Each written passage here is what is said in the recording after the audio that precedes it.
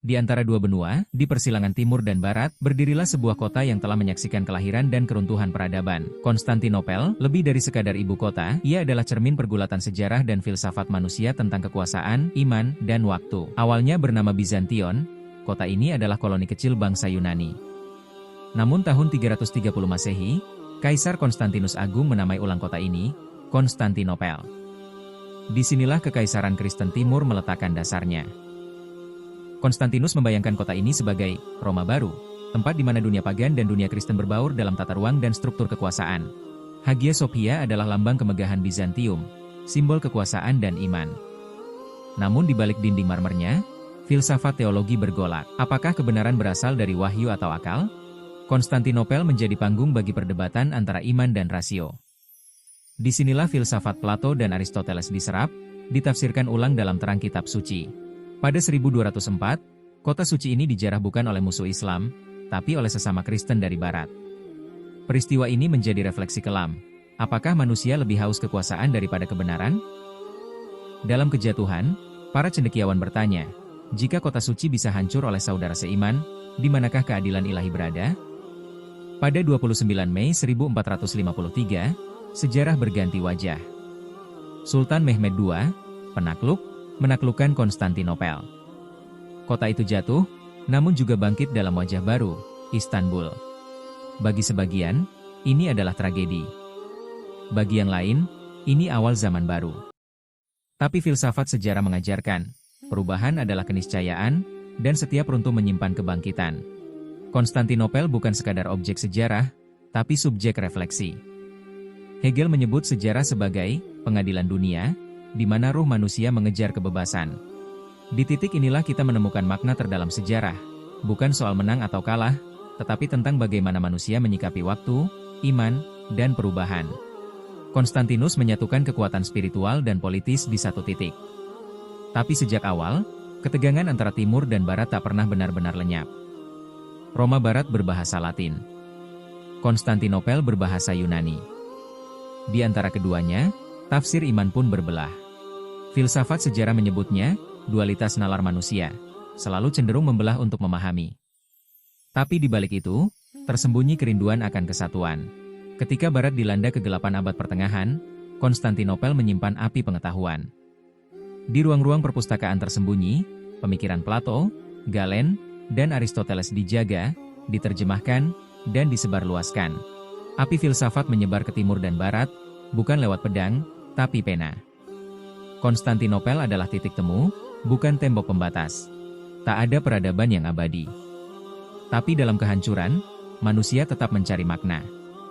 Inilah yang membedakan sejarah dari sekadar kronologi, adanya pergulatan batin dalam setiap kejatuhan.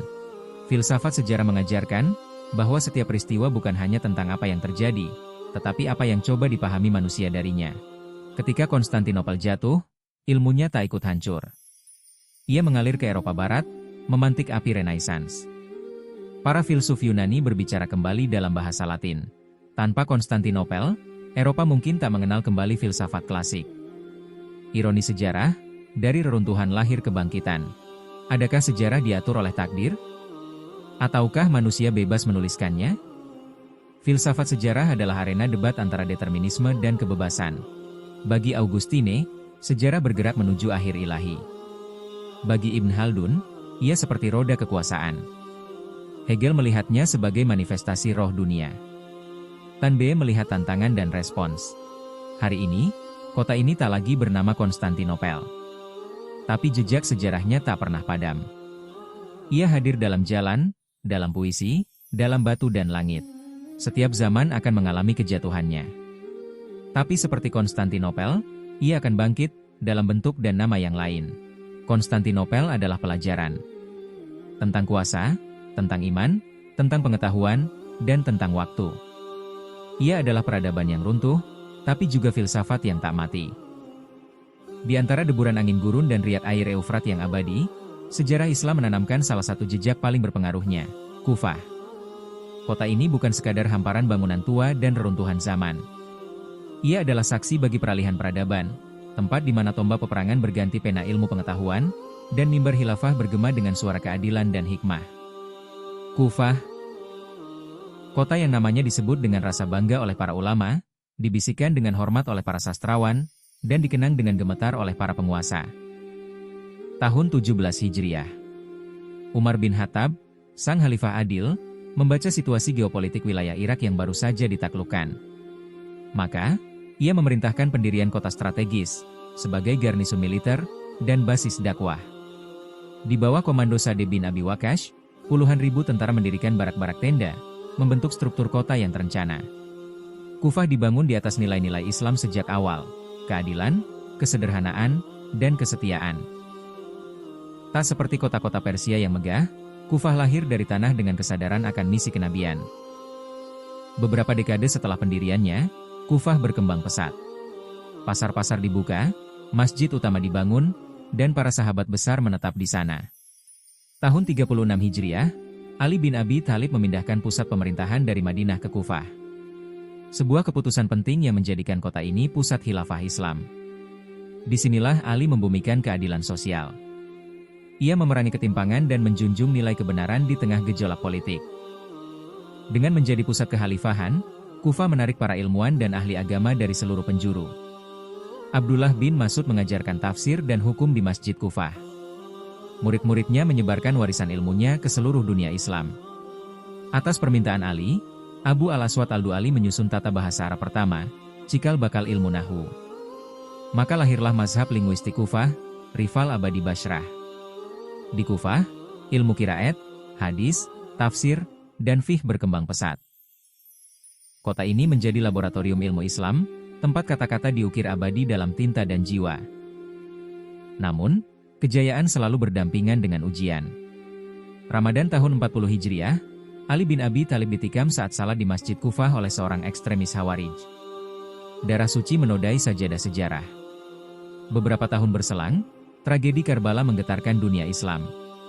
Al-Husain bin Ali, cucu Nabi, terbunuh di padang tandus dekat Kufah. Kufah menangis. Rakyatnya menyesal tak menyelamatkan cucu Rasulullah. Dari penyesalan itu lahir gerakan Al-Tawwabun.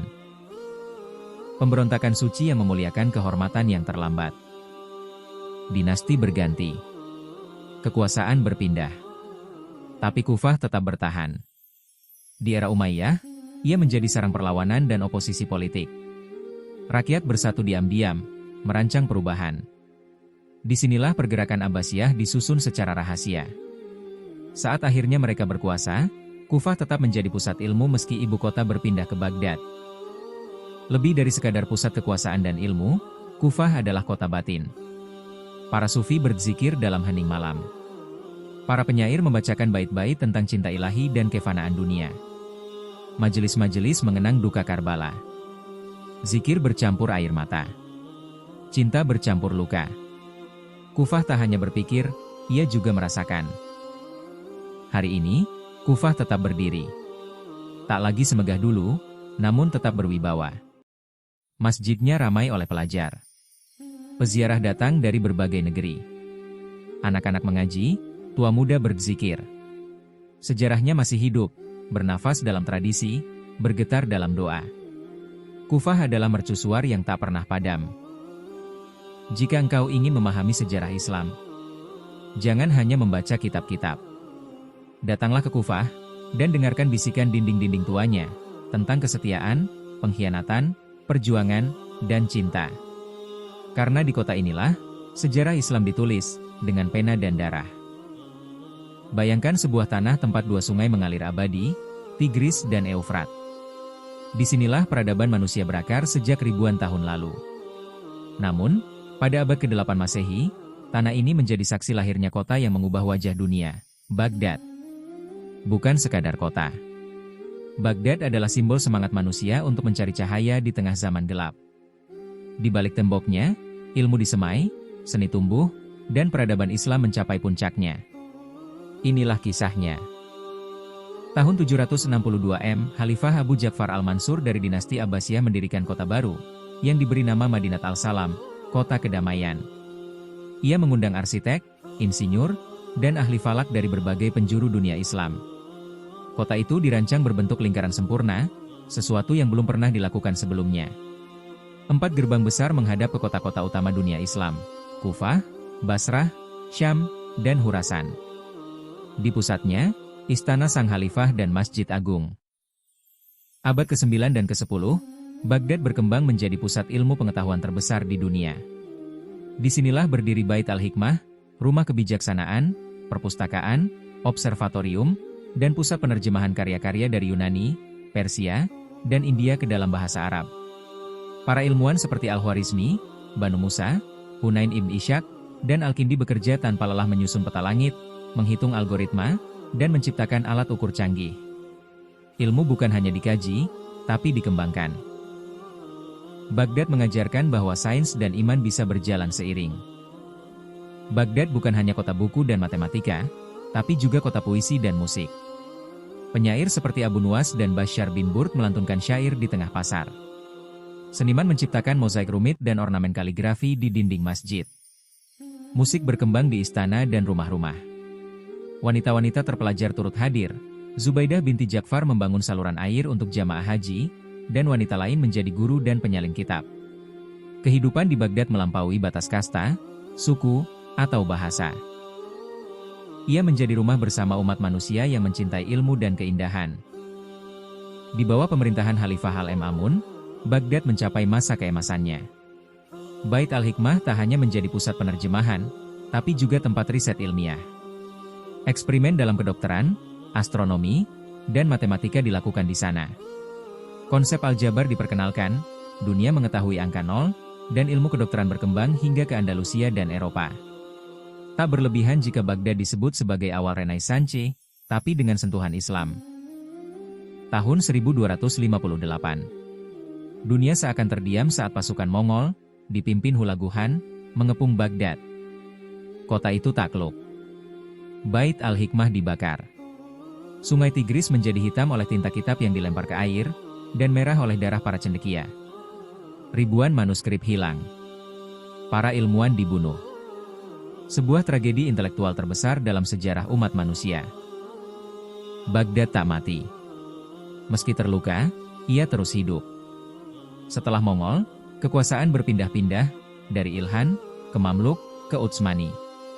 Ilmu tak lagi seterang dahulu, tapi sisa-sisa kejayaan tetap dijaga. Masjid-masjid dibangun ulang. Naskah disalin kembali. Sekolah-sekolah tetap membuka pintunya bagi yang ingin belajar. Di lorong-lorong senyap Baghdad, masih terdengar bisikan masa lalu. Baghdad hari ini adalah kota yang bangkit perlahan dari luka-luka sejarah. Konflik, embargo, dan peperangan modern melanda, namun semangat belajar tetap menyala. Universitas Baghdad berdiri sebagai salah satu yang terbesar di dunia Arab. Perpustakaan modern menampung koleksi digital dan naskah kuno. Generasi baru, penulis, ilmuwan, seniman, lahir dari tanah yang sama, membawa harapan untuk masa depan. Baghdad adalah pelajaran abadi tentang kekuatan ilmu dan budaya. Ia mengajarkan bahwa pedang bisa membakar kota, tapi tak bisa membunuh gagasan. Di dunia yang haus pengetahuan dan kedamaian, Baghdad tetap menjadi simbol bahwa cahaya sejati lahir dari pena, bukan senjata. Dan selama manusia membaca, menulis, dan berpikir, Baghdad akan selalu hidup. Andalusia, tanah yang dulu hanya menjadi kaki langit bagi dunia Islam. Tahun 711 M, pasukan Muslim yang dipimpin Rik ibn Zid melintasi Selat Gibraltar dan menginjakan kaki di semenanjung Iberia. Mereka bukan hanya membawa senjata, tapi juga gagasan, ilmu, dan peradaban. Dari pertemuan antara Timur dan Barat inilah Cordoba bangkit sebagai cikal bakal pusat kebudayaan. Tahun 756 M, Abd al-Rahman I, pelarian dari Bani Umayyah, tiba di Cordoba.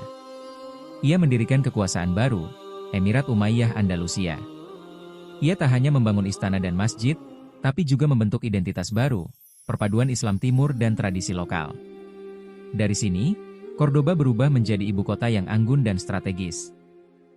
Masjid Agung Cordoba adalah mahkota dari Andalusia. Dibangun dari generasi ke generasi, dari Abd al-Rahman I hingga Al-Mansur, masjid ini menjadi lambang spiritual, arsitektural, dan intelektual. Lengkungannya memadukan gaya Visigoth, Bizantium, dan Arab. Setiap tiang, setiap ornamen, menceritakan keanggunan dan kemegahan Islam di Eropa. Pada abad ke-10, di bawah Khalifah Al-Hakam II, Cordoba menjelma sebagai kota terpelajar di dunia. Populasinya mencapai 1,5 juta jiwa, lebih besar dari Paris atau Roma. Perpustakaan berisi ratusan ribu naskah. Sekolah, rumah sakit, dan observatorium tumbuh bersama pasar dan taman. Ini bukan sekadar kota, ini adalah peradaban yang menyala. Cordoba melahirkan para pemikir besar. Al-Zahrawi, pelopor bedah modern. Ibn Rushd, filsuf yang menjembatani Aristoteles dan dunia Latin. Ibn Hazm, sang penyair cinta dan teolog tajam. Mereka tidak sekadar menulis untuk Andalusia, tapi untuk dunia. Ilmu pengetahuan tak lagi mengenal batas. Cordoba adalah kota toleransi. Muslim, Yahudi, dan Kristen hidup berdampingan, belajar dari satu sama lain. Disinilah semangat Andalusia bersinar, bukan hanya keberagaman, tapi juga saling pengertian dan kolaborasi yang sejati. Namun kejayaan tak abadi. Perselisihan internal, tekanan dari utara, dan pecahnya kekhalifahan menjadi taifah-taifah kecil meruntuhkan Cordoba sebagai pusat kuasa. Tahun 1031 M, kekhalifahan resmi berakhir. Kota yang dulu gemilang, perlahan terpinggirkan oleh sejarah. Meski hancur, jejak Cordoba tak lenyap. Ilmu dari kota ini menyebar ke Toledo, Bologna, hingga Oxford. Dunia Kristen Eropa mengadopsi sains, filosofi, dan sistem pendidikan dari Andalusia. Cordoba menjadi akar bagi Renaissance Eropa. Sebuah warisan yang menyatu dalam fondasi dunia modern. Kini, Cordoba adalah kota warisan. Masjid yang menjadi katedral tetap memancarkan arsitektur Islam. Ribuan wisatawan datang mengagumi kejayaan yang pernah ada. Tapi di balik bangunan-bangunan tua itu, terdapat pesan abadi, bahwa peradaban besar lahir dari ilmu, toleransi, dan semangat kemajuan. Bayangkan sebuah kota yang telah menyaksikan jatuh bangunnya dinasti, berdirinya menara keilmuan, dan semarak peradaban lintas zaman. Kota yang dibelai sungai Nil dan dibangun di atas puing-puing kejayaan Firaun, Romawi, hingga Islam. Kairo, ibu kota Mesir, bukan hanya pusat pemerintahan, tapi jantung sejarah dunia Arab, Afrika, dan Islam. Disinilah peradaban tidak pernah benar-benar tidur. Kota yang tak pernah padam. Setiap lorongnya adalah jejak waktu. Sebelum dikenal sebagai Kairo, tanah ini adalah bagian dari Memphis, ibu kota Mesir kuno. Kemudian datanglah bangsa Romawi dan mendirikan benteng Babylon. Tahun 641 M, pasukan Islam pimpinan Amr bin Ash menaklukkan Mesir dan mendirikan kota pertama yang bernama Al-Fustat. Kota itu tumbuh sebagai pusat militer, perdagangan, dan dakwah Islam di Afrika Utara. Tahun 969 Masehi, dinasti Fatimiyah dari Syiah Ismailiyah datang dari Maghrib dan mendirikan kota baru, Al-Kahira, yang berarti sang penakluk. Di kota ini, berdirilah Al-Azhar, masjid sekaligus universitas yang akan menjadi mercusuar ilmu Islam selama 1000 tahun ke depan. Al-Kahira dibangun dengan rencana kota yang megah. Jalan-jalan lebar, gerbang-gerbang kokoh, dan istana megah. Kota ini menjadi lambang dominasi Fatimiyah di jantung dunia Islam. Setelah keruntuhan Fatimiyah, Salahuddin Al-Ayyubi mengambil alih kekuasaan dan menjadikan Kairo sebagai benteng Sunni. Ia mendirikan benteng Salahuddin dan membangun sistem benteng pertahanan. Di masa Mamluk, Kairo berkembang menjadi kota perdagangan dan seni. Madrasah-madrasah, rumah sakit, masjid, dan pasar berdiri megah. Kairo menjelma menjadi kota dengan ratusan menara, tempat di mana kaligrafi, geometri, astronomi, dan fiqh bertemu dalam satu ruang budaya. Al-Azhar bukan hanya sebuah institusi, tapi sebuah dunia. Di bawah payungnya, lahir ribuan ulama dari seluruh penjuru dunia Islam, dari Afrika Barat, Asia Tenggara, hingga Anatolia. Disinilah Imam Syafi'i dimuliakan, Ibnu Khaldun mengajar, dan tafsir berkembang pesat. Di setiap majelis, seorang guru membacakan kitab di tengah halakah. Al-Azhar bukan sekadar universitas, ia adalah denyut nadi keilmuan Islam klasik yang terus berdetak. Selain menjadi kota ilmu, Kairo juga kota jiwa. Para sufi seperti Imam Zunun al-Mishri dan Imam Syadzili menjadikan Kairo sebagai taman spiritual. Musik, kaligrafi, dan syair berkembang bersamaan. Kasidah burdah dilantunkan, dervis berputar di tengah malam, dan para tukang kisah menceritakan hikayat 1001 malam di pojok-pojok pasar. Tahun 1517, Kairo jatuh ke tangan Kesultanan Utsmani. Statusnya menurun menjadi provinsi, tapi identitasnya tidak sirna. 2 abad kemudian, datanglah Napoleon dengan ekspedisinya. Meski hanya sebentar, invasi Prancis membuka babak baru modernisasi di Mesir, meninggalkan benih-benih nasionalisme yang akan tumbuh kemudian. Muhammad Ali Pasha, gubernur dari Utsmani, justru menjadi arsitek Mesir modern. Ia mendirikan sekolah militer, rumah sakit, dan menciptakan cetakan Arab pertama. Pembangunan kota dilakukan besar-besaran. Kairo mendapat wajah baru, kanal-kanal dibangun, istana modern didirikan, dan komunikasi dibuka dengan Eropa. Abad ke-20 adalah masa perubahan besar. Dari revolusi tahun 1919 melawan Inggris, berdirinya Republik Mesir tahun 1952, hingga Perang 6 Hari. Kairo menjadi kota protes dan puisi, kota rakyat dan harapan. Nasser menggemakan pan-Arabisme dari sini. Tahrir Square menjadi simbol perlawanan dan kebebasan. Hari ini, Kairo berdiri sebagai kota megapolitan dengan lebih dari 20 juta jiwa. Ia tetap membawa ruh lamanya, pasar tua, kafe klasik, dan adzan dari ratusan menara, berpadu dengan gedung pencakar langit dan metro modern. Kota ini tetap menjadi jantung dunia Arab. Dari Kairo, masa lalu berbicara. Dan masa depan, diam-diam, sedang ditulis. Di jantung tanah Punjab, tersembunyi sebuah kota tua yang kisahnya membentang dari legenda hingga kerajaan, dari darah ke keindahan, dari puing-puing ke kebangkitan. Lahore, bukan sekadar nama di peta, tapi sebuah panggung tempat sejarah memainkan lakon megahnya. Kota ini pernah melihat langkah para raja, napas para penyair, dan bara api pertempuran. Kini kita menelusuri jejak-jejak yang tertinggal, di balik tembok merah dan lorong-lorong tua, menuju denyut masa lalu yang masih berdetak. Asal-usul Lahore terbungkus kabut legenda. Sebuah kisah dalam epik Ramayana menyebutkan bahwa kota ini didirikan oleh Loh, putra Rama. Namun sejarah tertulis membawa kita ke masa ketika kota ini dikenal sebagai Lavapura, kota yang dibangun di tepi sungai Ravi, saksi bisu ribuan tahun peradaban. Tahun 712 Masehi, Islam datang menyapa bumi Punjab melalui tangan Muhammad bin Qasim. Meskipun tidak langsung menaklukkan Lahore, jejak Islam mulai tertanam. Namun baru pada abad ke-11, di bawah Mahmud dari Ghazni, Lahore benar-benar masuk dalam pelukan peradaban Islam, menjadi ibu kota Ghaznawiyah di timur. Abad-abad selanjutnya adalah lembaran berdarah dan megah. Dinasti Mamluk dan Delhi Sultanat bergantian memegang kendali atas kota ini. Lahore berkembang sebagai kota garnisun, perdagangan, dan benteng strategis antara India dan Persia. Setiap batu dan dinding kota menyimpan gema tahta yang silih berganti. Masa keemasan Lahore tiba saat Mughal berkuasa. Di bawah Akbar, Jahangir, dan Shah Jahan, kota ini tumbuh menjadi taman kesenian dan peradaban. Shalimar Gardens dibangun, benteng Lahore diperluas, dan makam-makam megah seperti Jahangir dan Nur Jahan mencerminkan cinta dan kejayaan. Lahore menjadi kota puisi, taman, dan menara. Tapi sejarah tak pernah diam. Seiring kemunduran Mughal, kota ini memasuki masa kekacauan. Pasukan Persia di bawah Nadir Shah mengobrak-abrik kota. Kemudian, selama era Afghan dan akhirnya kedatangan Maharaja Ranjit Singh, Lahore menjadi pusat kekaisaran Sikh. Kota ini kini diperebutkan, dijarah, dan ditegakkan kembali dalam nama yang berbeda. 1849, setelah jatuhnya Sikh, Inggris menguasai Lahore. Jalan-jalan lebar, sekolah kolonial, dan museum berdiri berdampingan dengan masjid tua dan pasar timur. Di masa ini, nasionalisme dan sastra tumbuh. Allama Iqbal, sang penyair filsuf, menggemakan mimpinya tentang negeri merdeka dari lorong-lorong kota ini. Tahun 1947. Kemerdekaan datang, namun bersama itu juga duka mendalam. Pembagian India-Pakistan mengubah Lahore menjadi garis depan kekacauan. Jutaan mengungsi, keluarga tercerai, dan kota ini menjadi tempat luka yang tak terlupakan. Tapi seperti sebelumnya, Lahore bangkit dengan darah dan air mata. Kini Lahore berdiri sebagai pusat budaya Pakistan.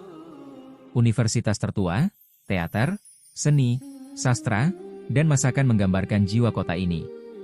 Dari Mall Road hingga Anarkali Bazar, dari Masjid Badshahi hingga panggung teater Alhamra, Lahore tetap menjadi denyut intelektual dan seni di Asia Selatan. Inilah Lahore, kota yang jatuh dan bangkit, menangis dan menyanyikan puisi. Di antara batu-batu tuanya dan taman-tamannya yang hijau, terkubur ribuan kisah yang terus hidup dalam nyanyian azan, denting lonceng, dan suara anak-anak yang berlarian. Seperti pepatah lama Lahore, Jisne Lahore Nahin Dekha, Woh Jan Mahai Nahin. Barang siapa belum melihat Lahore, seakan belum lahir. Isfahan. Sebuah nama yang mengalun seperti puisi dalam angin gurun. Di jantung Persia, kota ini berdiri bukan sekadar sebagai ruang tempat manusia hidup, tetapi sebagai simfoni yang mengikat sejarah, seni, dan kekuasaan. Seperti kata pepatah lama, Isfahan adalah setengah dunia. Namun, apa makna dari setengah dunia itu? Di mana batasannya? Mari kita telusuri lorong waktu, menyusuri jejak para raja, penyair, filsuf, dan arsitek agung yang menjadikannya permata dunia Islam. Isfahan bermula sebagai Aspadana, kota tua yang disebut dalam prasasti Achaemenid. Sebelum Islam datang, tanah ini telah menjadi pusat militer Kekaisaran Persia, tempat berkumpulnya kekuatan dan perdagangan. Namun seiring datangnya Islam, Isfahan berubah wajah. Abad ke-7 menjadi titik balik. Kota ini menyerap Islam, dan perlahan membentuk identitas barunya sebagai pusat peradaban. Di bawah pemerintahan dinasti Abbasiyah dan kemudian Buayyah, Isfahan tak hanya berkembang secara ekonomi, tetapi juga menjadi ladang ilmu. Madrasah-madrasah dibangun, para ilmuwan dan filosof berkumpul. Zaman ini adalah masa ketika pena lebih tajam daripada pedang, dan dialog filsafat melampaui tembok kekuasaan. Abad ke-11, dinasti Seljuk menjadikan Isfahan sebagai ibu kota kekaisaran. Disinilah kota ini mulai menunjukkan wajah megahnya. Kubah-kubah raksasa, masjid agung, dan taman-taman simetris dirancang dengan prinsip geometri ilahi. Isfahan menjadi contoh ideal tentang bagaimana arsitektur menjadi pernyataan spiritual sekaligus simbol politik. Kota ini pernah retak dan hampir hancur. Invasi Mongol dan peperangan Timur Leng membuat Isfahan bersimbah luka. Ribuan jiwa melayang, masjid hancur, dan suara doa sempat terhenti. Namun sebagaimana pasir gurun yang selalu membentuk diri kembali, Isfahan pun bangkit. Zaman Safavid, khususnya di bawah Shah Abbasi, adalah simfoni utama sejarah Isfahan. Ia memindahkan ibu kota ke sini dan membangun kota impian. Lapangan Nahejahan menjadi pusat dunia, arena kekuasaan, spiritualitas, dan perdagangan. Disinilah seni mencapai langitnya, dan Isfahan bersinar seperti bintang terang dalam langit Islam. Isfahan bukan hanya kota kekuasaan, tapi kota seni dan pemikiran. Kaligrafi, seni ukir, karpet, miniatur, hingga logam, semua berkembang menjadi gaya khas Persia. Begitu pula pemikiran filosofis, percampuran filsafat Yunani, Islam, dan Iran yang lahir dari ruang-ruang madrasah Isfahan menciptakan semesta akal dan hati. Seiring waktu, pusat kekuasaan berpindah.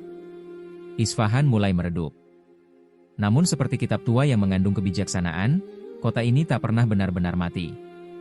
Masa Qajar dan Pahlavi membawa perubahan. Rel kereta api, jalan raya, dan modernitas masuk. Namun, di balik itu semua, ruh kuno Isfahan tetap berdenyut. Kini, Isfahan adalah kota budaya dan pariwisata. Tapi tantangan modern datang, perubahan iklim, kekeringan sungai Zayandeh, dan tekanan populasi. Namun rakyat Isfahan tak tinggal diam. Mereka menjaga, memperbaiki, dan mencintai kota mereka seperti puisi yang terus dibaca ulang. Isfahan bukan hanya tempat. Ia adalah rasa, ingatan, dan harapan. Ia adalah kota yang mengajarkan bahwa keindahan bukanlah pelarian dari dunia, melainkan jalan untuk memahami maknanya. Dan selama manusia mencintai cahaya, simfoni Isfahan akan terus mengalun. Selamanya. Damaskus. Nama yang menggema dalam lembaran sejarah umat manusia. Kota yang konon tertua yang terus dihuni di muka bumi. Sebuah titik temu antara legenda dan kenyataan, antara timur dan barat, antara masa silam dan masa kini. Di balik jalan-jalan sempit dan bebatuan tua, terukir kisah ribuan tahun peradaban, perang dan damai, ilmu dan seni, iman dan kekuasaan. Ribuan tahun sebelum Islam, Damaskus telah berdiri sebagai kota penting dalam dunia semitik. Bangsa Aram, Asyur, Babilonia, hingga Persia pernah menapakkan kekuasaan di tanah ini. Di bawah tangan bangsa Romawi, Damaskus berkembang sebagai kota provinsi. Jalan-jalannya dibentangkan, pasar-pasarnya hidup, kuil-kuilnya menjulang. Tahun 661 Masehi. Setelah wafatnya Khalifah Ali, Muawiyah bin Abi Sufyan mendirikan dinasti Umayyah dan menjadikan Damaskus sebagai ibu kota pertama kekhalifahan Islam yang besar. Dari sinilah dunia Islam diperluas, ke Andalusia, ke Afrika Utara, hingga Asia Tengah. Masjid Agung Umayyah menjadi simbol kejayaan itu, menyatukan warisan Romawi, Kristen, dan Islam dalam satu bangunan megah. Namun kejayaan tak abadi. Abbasiyah memindahkan pusat kekuasaan ke Baghdad, dan Damaskus sempat meredup. Pada abad ke-13, bangsa Mongol datang menerjang, diikuti oleh penaklukan Tamerlane. Tapi Damaskus tak hancur sepenuhnya. Ia tetap hidup. Dalam luka, ia bangkit, seperti Phoenix yang tak pernah menyerah kepada api sejarah. Di masa Damaskus bukan lagi pusat kekuasaan politik, ia menjelma menjadi pusat kebudayaan dan ilmu. Madrasah, zawiyah, perpustakaan, dan rumah-rumah cendekiawan tumbuh di antara ganggang kota. Disinilah kitab-kitab ditulis, ilmu ditransmisikan, dan tradisi dipelihara. Arsitektur Damaskus menjadi cermin, megah tapi bersahaja, indah namun fungsional. Damaskus lalu jatuh ke tangan Mamluk Mesir, lalu Ottoman Turki. Selama lebih dari 400 tahun, Damaskus menjadi kota penting dalam jalur haji. Disinilah rombongan jamaah haji dari seluruh penjuru berkumpul. Pasar semakin hidup. Arsitektur khas Ottoman pun memberi warna, menara-menara langsing, hammam, dan caravanserai. Abad ke-20 membawa angin kolonialisme. Prancis menjajah Suriah setelah Perang Dunia Pertama, Damaskus pun bangkit sebagai simbol perlawanan. Jalan-jalan kota menjadi medan protes, rumah-rumah menjadi markas gerakan. Disinilah nasionalisme Arab bersuara. Meski dibom dan dibakar, Damaskus tetap bertahan. Hari ini, Damaskus berada dalam tantangan zaman. Perang saudara melukai banyak bagian kotanya. Namun masyarakat tetap bertahan. Kehidupan berlangsung di pasar, di sekolah, di masjid, di galeri seni. Damaskus kini adalah kota tua yang terus berusaha hidup baru, dengan identitasnya yang kaya dan rumit. Damaskus adalah warisan dunia. UNESCO menetapkannya sebagai situs bersejarah, namun tugas pelestarian tak hanya pada organisasi dunia. Ia ada pada para penjual di pasar yang tetap menjajakan barang tradisional. Pada pengrajin yang merawat seni ukir. Pada para pemuda yang menulis puisi dan melukis kota mereka dengan cinta. Damaskus bukan sekadar kota. Ia adalah napas Timur Tengah, saksi sejarah agama, kekuasaan, dan ilmu pengetahuan. Dalam setiap lorongnya, terdengar gema masa lalu dan harapan masa depan. Kota ini telah terluka, tapi belum pernah mati. Damaskus, kota yang tak pernah pergi dari denyut dunia.